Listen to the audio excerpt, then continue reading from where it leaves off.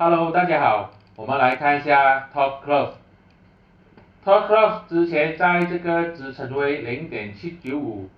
的时候就弹上去，已经在这边出现了两根十字星，没有能力突破这个200天均线。如果你之前没有在这个0.795这边的时候买入，这个时候就不要随便追了。只有它突破这个200天均线，也就是0.875的时候，这个可以追，没有突破0.875就不要追。之前如果你是买在0.795附近的，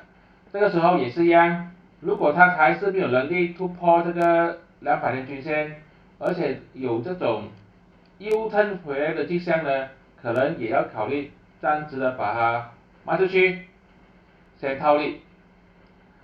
现在呢就看这两个方向，支撑0.795，阻力线